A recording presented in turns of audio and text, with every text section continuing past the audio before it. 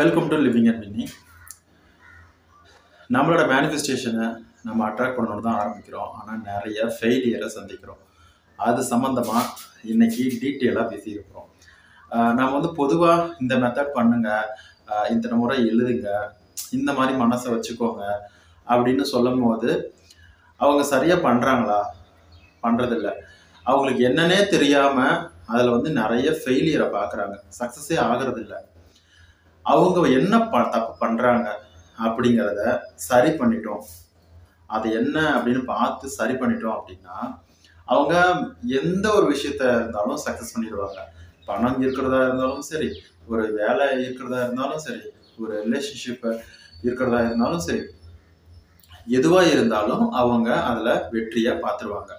So அதை வந்து டீட்டெயிலாக நான் பேசிடுவோம். நம்ம வந்து மணிக்கணக்காக உட்காந்து எழுதுறது, தியானம் பண்ணுறது, பாசிட்டிவ் திங்கிங்கு, நெகட்டிவ் அவாய்ட் பண்ணுறது, இந்த மாதிரி எல்லாமே ஒரு ப்ராப்பரான மெத்தடு டெக்னிக் இருந்தாலும் அதில் நீங்கள் என்ன தப்பு பண்ணுறீங்க, பேசிக்காகவே உங்களோட ப்ராப்ளம் தான் என்ன அப்படிங்கிறத டீட்டெயிலாக பார்த்துருவோம். இதை மட்டும் சரி பண்ணிட்டீங்க அப்படின்னா நீங்கள் வந்து வாழ்க்கையில் எல்லாத்தையுமே என்னென்னலாம் உங்களுக்கு வேணும்னு ஆசைப்படுறீங்களோ அது எல்லாத்தையுமே உங்களால் அட்ராக்ட் பண்ண முடியும். ஓகேவா? ஸோ அதை வந்து டீட்டெயிலாக பார்த்துருவோம். அதில் ஒரு சுவாரஸ்யமான ஒரு உண்மையான ஒரு விஷயங்களையும் நான் வந்து இதில் சொல்ல தான் போகிறேன். ஸோ முழுமையாக வீடியோ பார்த்தா மட்டும்தான் அது புரியும். இந்த வீடியோ பிடிச்சிருது அப்படின்னா கண்டிப்பாக ஒரு லைக் பண்ணுங்கள், மற்றவங்களுக்கு ஷேர் பண்ணுங்கள். முக்கியமாக சப்ஸ்கிரைப் பண்ணிவிட்டு நோட்டிஃபிகேஷன் பெல் ஐக்கானை கிளிக் பண்ணிவிட்டு வீடியோ பாருங்கள். உங்களுக்கு டவுட் ஏதாவது இருந்ததுன்னா நீங்கள் கமெண்டில் கேட்கலாம். இல்லை என்னோடய வாட்ஸ்அப் நம்பர் டிஸ்கிரிப்ஷனில் இருக்குது, நீங்கள் அதுலேயும் கூட கேட்கலாம். ஓகேவா? இப்போ வந்துட்டு நீங்கள் பொதுவாக எல்லா மெத்தட் டெக்னிக்கை ப்ராக்டிஸ் பண்ணுறீங்க, இருந்தாலும் ஃபெயிலியரை சந்திக்கிறீங்க. அதுக்கு முன்னாடி இதை பற்றி பேசுறதுக்கு முன்னாடி நம்ம சேனலை வந்து நிறைய பேர் பார்த்துட்டு இருக்காங்க. கண்டினியூஸாக சில பேர் பார்க்குறாங்க, லைக் பண்ணியிருக்காங்க. அதுக்கப்புறம் நிறைய சப்ஸ்கிரிப்ஷன் வந்து ஏறிக்கிட்டு தான் இருக்குது, சப்ஸ்கிரைபர் கவுண்ட் ஏறிக்கிட்டு தான் இருக்குது. அதுக்கப்புறம் கண்டினியூஸாக பார்த்து மெசேஜ் பண்ணுறவங்க எல்லாத்துக்குமே ஒரு மிகப்பெரிய ஒரு நன்றியை சொல்லிக்கிறேன். ஏன் அப்படின்னா நீங்கள் கண்டினியூஸாக பார்க்கறதுனால மட்டும்தான் அது வந்துட்டு மற்றவங்களுக்கும் போய் சேருது. அதாவது நீங்கள் பண்ணுற ஒரு லைக்கோ இல்லை ஏதோ ஒரு விஷயம் உங்களுக்கு பிடிச்சிருக்கு அப்படின்னு நினைக்கிறேன், நீங்கள் உங்களுக்கு சம்மந்தப்பட்ட ஏதோ ஒரு விஷயம் வந்து நீங்கள் கேட்குறீங்க அப்படின்னா அது மற்றவங்களுக்கும் யூஸ் ஆகிற அளவுக்கு நீங்கள் உங்களோட விருப்பம் வந்து அவங்களுக்கு போய் சேருது. சரியா? இந்த வீடியோவை தொடர்ந்து நீங்கள் வந்து பார்க்குறீங்க, நிறைய பேரை சப்ஸ்கிரைப் பண்ணிட்டு இருக்கீங்க. அது வந்து ரொம்ப ரொம்ப ஒரு நன்றியை தெரிவிச்சுக்கிறேன். சரியா? இப்போ வந்துட்டு நாம் எதிர்பார்க்குறது என்ன வேணாலும் இருக்கட்டுமே, முக்கியமாக ரிலேஷன்ஷிப்பு. இந்த இடத்துல நான் வந்து ரிலேஷன்ஷிப் மட்டும் எக்ஸாம்பிளாக எடுத்துக்கிறேன். ஓகேவா? சரி, இப்போ வந்து நிறைய மெத்தடு பண்ணிட்டேன். இப்போ என்கிட்ட கிளாஸஸ் வராங்க, இல்லை ஜென்ரலாக வீடியோவை பார்க்குறாங்க. நான் வந்து நிறைய மெத்தட் பண்ணுறேன். எனக்கு வந்துட்டு ஈர்ப்பு விதி அப்படின்னா என்னன்னு தெரியும், நான் ப்ராக்டிஸ் பண்ணியிருக்கேன். இருந்தாலும் எனக்கு சக்ஸஸை பார்க்க முடியல, அதில் டிலே ஆகுது. என்னதான் காரணம்? ஒன்று ஈர்ப்பு விதியே ஃபெயில், தப்பு, அதாவது பொய்யா, இல்லை நான் பண்ணிட்டு இருக்கக்கூடிய மெத்தட்ஸ் வந்து பொய்யா, வேற ஏதாவது டெக்னிக்கை நான் ப்ராக்டிஸ் பண்ணணுமா? இந்த மாதிரி டவுட்டு நிறைய பேருக்கு இருக்கும். இதுக்கு முன்னாடி, அதாவது முன்னாடியிலேருந்து ஃபாலோ பண்ணுறவங்களுக்கும் இருக்கும், இனிமே ஃபாலோ பண்ணுறவங்களுக்கும் அது இருக்கும். ஸோ அது ஏன் அப்படிங்கிறத நான் தெளிவாக சொல்லிடுறேன். சரியா? அதுக்கு முன்னாடி ஒரு சுவாரஸ்யமான ஒரு விஷயம் சொல்லிடுறேன். அதாவது கொரோனா சமயத்தில் நம்ம நிறைய லாக்டவுன்லாம் போட்டாங்க, ரிப்பீட்டடாக லாக்டவுன், வீட்டை விட்டு யாருமே வெளியே வரக்கூடாது அப்படின்னு. இதில் வந்துட்டு நிறைய ஜாப் இழந்தாங்க, பணம் வந்து குறைஞ்சிது, அதுக்கப்புறம் நிறைய வந்து ஹெல்த் இஷ்யூ இருந்துச்சு. சரியா?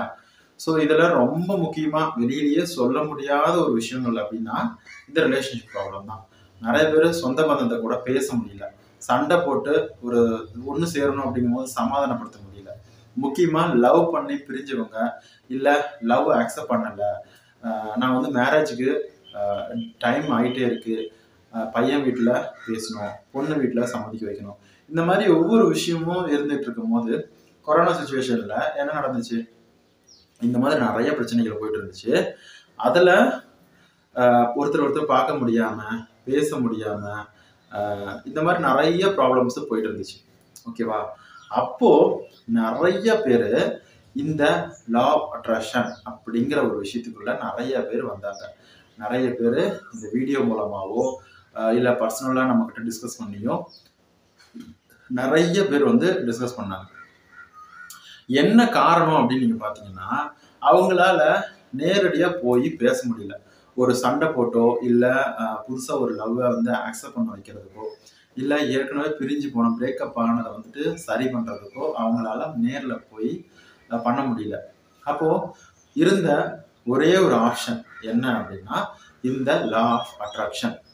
அதாவது இதுக்கு யாருக்கிட்டையும் போய் சொல்ல தேவையில்லை, நேரில் போய் பார்க்கணும்னு அவசியம் இல்லை, எல்லாமே எண்ணத்தாலே பண்ண முடியும் அப்படிங்கிற மாதிரி ஒரு விஷயம் இருந்துச்சு. அது வந்து யாருக்கிட்டையும் சொல்லணும், வெளிப்படையாக சொல்லணும் அப்படிங்கிற மாதிரி இல்லை. சரி, எல்லாமே மனசுக்குள்ளேயே வச்சுட்டு பண்ணுற மாதிரி இருந்துச்சு. அப்போ வந்து இதில் நிறைய பேர் வந்தாங்க, நிறைய பேர் பார்த்தாங்க, நிறைய பேர் வந்து தெரிஞ்சுக்கணும் ஆசைப்பட்டாங்க, நிறைய பேர் வந்து சக்ஸஸும் ஆனாங்க. நிறைய பேர் வந்துட்டு ஒரு ஒரு 100க்கு 70% வந்து சக்ஸஸ் ஆனாங்க, 30% வந்து ஃபெயில் ஆனாங்க. அதுவும் ஒத்துக்க வேண்டிய விஷயம் தான். ஏன்னா இதில் வந்து சக்ஸஸும் இருக்குது, ஃபெயிலியரும் இருக்குது. சரி, ஆனால் இப்போ வந்துட்டு நிறைய பேர் வந்து கான்டாக்ட் பண்ணுறது கம்மியாயிடுச்சு. ஐ மீன் இந்த மாதிரி யூடியூப் சேனல்லையோ இல்லை பர்சனலாக ஒருத்தர்கிட்ட டிஸ்கஸ் பண்ணுறது, இந்த ப்ராப்ளத்துக்கு என்ன பண்ணலாம் அப்படின்னு கான்டாக்ட் பண்ணுறது கம்மியாயிருச்சு. அப்புறம் வீடியோ பார்த்து சில பேர் மெத்தட்ஸ் ப்ராக்டிஸ்லாம் பண்ணுறாங்க. அவங்களாம் ஏன் வந்து சக்ஸஸாக மேக்ஸிமம் பார்க்கறது இல்லை? பர்சனலாக கோச்சிங் எடுத்துக்கிட்டவங்க கூட இப்போ சில பேர் வந்து சக்ஸஸே பார்க்காம இருக்காங்க. அவங்களாம் என்ன காரணம் அப்படிங்கிறது உங்களுக்கு தெரியுமா? இந்த கொரோனா சமயத்துல நேர்ல போய் எதையுமே பண்ண முடியாது, பார்க்க முடியாது, பேச முடியாது, சமாதானப்படுத்த முடியாது அப்படின்னு ஒரு ஆப்ஷன் இருக்கும்போது ஒரே ஒரு வழி என்னன்னா இந்த லா ஆஃப் அட்ராக்ஷன் மூலமா பண்ணுறது தான். மானசீகமா மனது வழியா பண்ணக்கூடிய விஷயங்கள் தான் இது இருந்துச்சு, வேற எதுவுமே இல்லை. அப்போ நிறைய பேர் சக்சஸா பார்த்தாங்க, நம்பிக்கையா வந்தாங்க. நமக்கு இருக்கிறது ஒரே ஒரு வழி தான் இருக்கு, அதை விட்டோம்னா வேற எந்த வழியுமே இல்லை, நாம இதை பண்ணி தான் ஆகணும் அப்படின்னு உள்ள வந்தாங்க. ஆனா இப்ப இருக்கிறவங்க என்ன பண்றாங்க, லா ஆஃப் அட்ராக்ஷன் ஒன்று இருக்கு, அவங்ககிட்ட நான் போய் பேசணும்னு அவசியம் இல்லை, நான் போய் பேச எனக்கு விருப்பம் இல்லை, அவனே வந்து பேசிட்டோம், அவனே சமாதானப்படுத்திட்டோம், அவனே வீட்டில் போய் பேசிட்டோம், நாம ஏன் முயற்சி எடுக்கணும், நம்ம மேல தப்பு இல்லை, நம்ம மேல வந்துட்டு எந்த விஷயம் நம்ம மேல தப்பே இருந்தாலும் அவனே வந்து தேடி வரட்டுமே, நம்ம கிட்ட கெஞ்சிட்டுமே அப்படின்னு பொண்ணா இருந்தாலும் சரி பையனா இருந்தாலும் சரி இந்த மாதிரியான விஷயங்கள் இருக்கு. அப்போ வந்துட்டு இப்போ வரவங்க எப்படி அப்படின்னா ஏதோ ஒரு ஆசிலேஷன் மைண்டோட வர்றாங்க, இதுவா அதுவா ஏதோ ஒன்று, நாம நேரில் போய் இது இல்லைன்னா நேரில் போய் பேசிக்கலாம், நேரில் பேச முடியாத சுச்சுவேஷன்ல இந்த லா ஆஃப் அட்ராக்ஷன் யூஸ் பண்ணி பார்க்கலாம், ஏதோ வந்தா வரட்டும் வராட்டி போட்டும் அப்படிங்கிற மாதிரி கிளாஸ்ல வந்து பேசுறவங்களும் சரி, இந்த வீடியோ பார்த்து ட்ரை பண்றவங்களும் சரி, ஏதோ ஏனோ தானோ அப்படின்னு ட்ரை பண்றாங்க. அதனாலதான் நிறைய பேருக்கு வந்து சக்சஸ் பார்க்கவே முடியறதில்லை.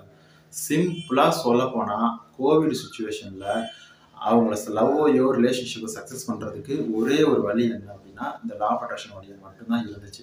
அதனால நிறைய பேர் நம்பி அதை ப்ராக்டிஸ் பண்ணாங்க, சக்சஸும் ஆகினாங்க. இப்போ இது சக்சஸ் ஆகணும்னா என்ன, நேரில் போய் பேசிக்கலாமே, சமாதானப்படுத்திக்கலாமே என்ன அப்படிங்கிற ஒரு லெத்தாலஜிக்கலான ஒரு என்ன சொல்றது ஏனதான ஒரு பெரும்போக்கான விஷயங்கள் வந்துருச்சு மனசுல இருக்கு. அதனாலதான் அதாவது சிம்பிளா சொல்லணும்னா கடவுளை முழுமையா நம்பினாதான் அவங்களுக்கு வந்து சக்சஸ் ஆகும், வேண்டுதல் நிறைவேறும், இல்லைன்னா நிறைவேறாது அப்படின்னு சொல்லுவாங்க. அந்த மாதிரிதான் இதை முழுமையா நம்பல, அதனாலதான் அவங்களுக்கு சக்சஸை பார்க்க முடியல. இது வந்துட்டு கிளாஸுக்கு வரவங்களும் சரி இல்ல வீடியோ பார்த்து ட்ரை பண்றவங்களுக்கும் இதுதான் நடக்குது. ஓகேவா? இப்ப புரியுதா ஏன் வந்து நிறைய பேருக்கு வந்து சக்சஸ் ஆகல? கிளாஸுக்கே வந்தாலும் அவங்க சக்சஸ் பார்க்காம இருக்காங்க. நான் வந்து நிறைய விஷயத்த ட்ரை பண்றேங்க, ஆனா எனக்கு கல்யாணம் நடக்கலைங்க, நான் பிடிச்ச மாதிரி மாப்பிள்ளை வரலைங்க, பிடிச்ச மாதிரி பொண்ணு வரலைங்க, நான் வந்து நிறைய விஷயத்த ட்ரை பண்ணிட்டோம். ஏன் இதுக்கு முன்னாடி வீடியோ பார்த்து சில பேர் பண்றவங்க, சில பேர் கிளாஸுக்கு வந்து டிஸ்கஸ் பண்றவங்க, என்கிட்ட நிறைய பேர் வந்து கிளாஸுக்கு வராங்க. அப்படிங்கும்போது அவங்க சக்சஸ் பார்க்க முடியல, இல்லைன்னா டிலே ஆகுது. என்ன ரீசன் அப்படின்னு கேட்கும்போது அந்த ரீசன் வந்து அவங்களுக்குள்ளதான் இருக்குங்கிறத புரிஞ்சுக்கிறது இல்லை. அதாவது ஒருத்தங்க வரும் போதே ஸ்டார்டிங்லயே அண்ணா இதெல்லாம் நடக்குமா, இப்படிலாம் பண்ணா நடக்குமா, என்னோட சுச்சுவேஷன் இந்த மாதிரி இருக்கு, இது இப்படி பண்ண நடந்துருமா அப்படின்னு ஒரு என்ன சொல்றது ஒரு டவுட்டோடையே உள்ள வராங்க. அதாவது இப்போ சிம்பிளா சொல்லணும் அப்படின்னா, நீங்க ஒரு லவ்வை வந்து லவ் பண்ணணும் அப்படின்னு சொல்லி ஸ்டார்ட் பண்றீங்க. அந்த பொண்ணோ இல்ல பையனோ உங்களை லவ் பண்ணணும். நீங்க போய் லவ் சொல்றீங்க, இல்ல ட்ரை பண்றீங்க. என்னென்னமோ ட்ரை பண்றீங்கங்க. இம்ப்ரெஸ் பண்ணணும்னு பண்றீங்க, எதோ பேசுறீங்க, ஜாடமாடியா எதோ பண்றீங்க. இது எல்லாமே எந்த மைண்ட் செட்ல நீங்க பண்றீங்க, எந்த மனநிலையில நீங்க பண்றீங்க? நாம சக்சஸ் பண்ணிடுவோம். அந்த பொண்ணு எப்படியும் நம்மள லவ் பண்ணியே தீரும். அந்த பையன் எப்படி லவ் பண்ணிடுவான் அப்படிங்கிற ஒரே ஒரு குறிக்கோள் மட்டும்தான் உங்ககிட்ட இருக்கு. அது போக லவ் பண்ணலன்னா என்ன பண்றது? லவ் பண்ணாம போயிருமா, லவ் பண்ணாம போயிருமா அப்படிங்கிற மைண்ட் செட்லயே போறீங்க. நல்லா கேட்டுக்கோங்க, 100ல 90% அப்படி போகவே மாட்டாங்க. அந்த பொண்ணை எப்படியாவது சம்மதிக்க வச்சிடணும். அந்த பையனை எப்படியாவது நம்மளை சுத்தி வர வைக்கணும், நம்ம வலையில விழ வைக்கணும், நம்மள லவ் பண்ண வைக்கணும், மேரேஜ் பண்ணிக்கணும் அப்படிங்கிற மைண்ட் செட்ல மட்டும் தான் ஸ்டார்ட் பண்ணுவாங்க. ஆனா நீங்க இதை வந்துட்டு இந்த ஈர்ப்பு விதி இதுக்காக கிளாஸ்க்காக வரும்போது நீங்க அந்த மைண்ட் செட்லயே வரீங்க கிடையாது. ஒரு டவுட்டோடையே வரீங்க. சரியா? நம்மகிட்ட மட்டும் இல்ல, நீங்க வீடியோ பார்த்து பண்ணாலும் சரி, நீங்க யார்கிட்ட கோச்சிங் போனாலும் சரி, எந்த மைண்ட் செட்ல இருக்கீங்க, உங்களோட வகுப்புகளை எப்படி ஸ்டார்ட் பண்றீங்க, ஒரு கிளாஸ பிராக்டிஸ எந்த மனநிலையில ஸ்டார்ட் பண்றீங்க அப்படிங்கிறத புரிஞ்சுக்கோங்க. புரியுதா? ஸோ நீங்க வந்துட்டு ஃபெயில் ஆயிருவோமா, ஃபெயில் ஆயினா என்ன பண்றது, ஃபெயில் ஆயிருமா நம்ம அப்படின்னே படிக்காதீங்க. சரியா? ஒரு விஷயத்த நம்ம பரீட்சை எழுதுறோம், நம்ம பாஸ் ஆகுறோம், அவ்வளவுதான். அதுக்கப்புறம் ஃபெயில் ஆகுறோமா பாஸ் ஆகுறோமாங்கிறது அப்புறம். நாம போறோம், ஜெயிக்கிறோம், அதை மட்டும்தான் உங்க மனசுல இருக்கணும். நீங்க போய் தோத்துட்டு வர்றது அப்படிங்கிறது 2ஆம் பட்சம். சரியா? அது பல காரணங்களால் இருக்கலாம்.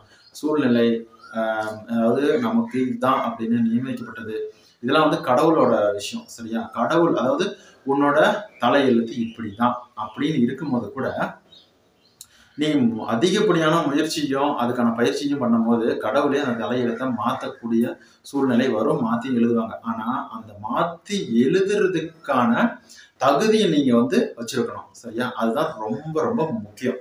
அந்த தகுதி வந்து வரணும் அப்படின்னா நிறைய ப்ராக்டிஸ் பண்ணணும். சிம்பிளா சொல்லணும்னா கடவுளை இம்ப்ரெஸ் பண்ணணும்.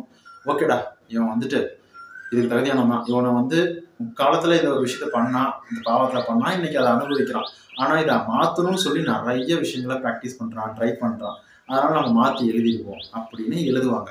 ஸோ ஒரு விஷயத்த உங்களால பண்ண முடியல, அதாவது நம்ம ஜெயிச்சிருவோம் தோப்போம் அப்படிங்கிறதுலாம் அப்புறம். ஆனா நாம இந்த முயற்சி அப்படிங்கிறத வந்துட்டு ஃபர்ஸ்ட் நீங்க பண்ணிடணும். சரியா? ஸோ நீங்க ஒரு கிளாஸ் அட்டன் பண்றீங்க அப்படின்னா, நான் ஏற்கனவே சொன்ன மாதிரி நீங்க ஒரு லவ் வந்து சக்சஸ் பண்ணணும், லவ் பண்ண வைக்கணும்னு சொல்லி தான் உள்ள ஸ்டார்ட் பண்றீங்க. அதே மாதிரிதான் நம்ம ஈர்ப்பு விதியில ஜெயிச்சே ஆகணும், எனக்கு இது வந்தே ஆகணும் அப்படிங்கிற எண்ணத்தோட எதோ இருந்தாலும் ஸ்டார்ட் பண்ணுங்க. இந்த எண்ணம் இல்லாதனால தாங்க நிறைய பேர் வந்து ஃபெயிலியரே பார்க்குறாங்க. ஓகேவா? சக்சஸை பார்க்க முடியாத காரணமே இதுதாங்க. சரியா? ஸோ நீங்க உங்களோட மனநிலையை இன்னையில இருந்து, இப்போல இருந்து, இந்த நிமிஷத்துல இருந்து கொஞ்சம் கொஞ்சமா மாத்துங்க. அட்லீஸ்ட் 1 வீக்ல நீங்க 100% நெகட்டிவா திங்க் பண்ணிட்டு இருந்த இடத்துல நீங்க 50% நெகட்டிவிட்டி குறைச்சிருப்பீங்க அப்படிங்கிறத நீங்களே உணர முடியும். ஓகேவா? ஸோ ஒரு விஷயத்த பார்க்குற பார்வை வந்து உங்களுக்கு மாறும். அதாவது நெகட்டிவா உணர்றதை விட அது நமக்கு நடக்கலையே, அப்பாடா ரொம்ப சந்தோஷம், நம்ம நிலைமை நல்லா இருக்கு அப்படிங்கிற இந்த மாதிரியான பாசிட்டிவான சின்ன சின்ன எண்ணங்கள் உங்க மனசுல வர்றது நீங்களே உணர்வீங்க. சரியா? ஓகே, இப்போ உங்களுக்கு புரிஞ்சிருக்கும் அப்படின்னு நம்புறேன், சக்சஸை ஏன் உங்களால பார்க்க முடியல அப்படின்னு. ஸோ இன்னொரு நல்ல வீடியோல சந்திக்கிறேன். ரொம்ப நன்றி. இந்த வீடியோ மறக்காம லைக் பண்ணுங்க, ஷேர் பண்ணுங்க, மற்றவங்களுக்கு கமெண்ட் பண்ணுங்க, மற்றவங்களுக்கு ஷேர் பண்ணுங்க. அதுக்கு மறக்காம சப்ஸ்கிரைப் பண்ணுங்க. என்னோட வாட்ஸ்அப் நம்பர் டிஸ்கிரிப்ஷன்ல இருக்கு. உங்களுக்கு சக்சஸ் ஸ்டோரிஸ் இருந்தது அப்படின்னா நீங்க அதில் ஷேர் பண்ணலாம். ரொம்ப நன்றி, வணக்கம்.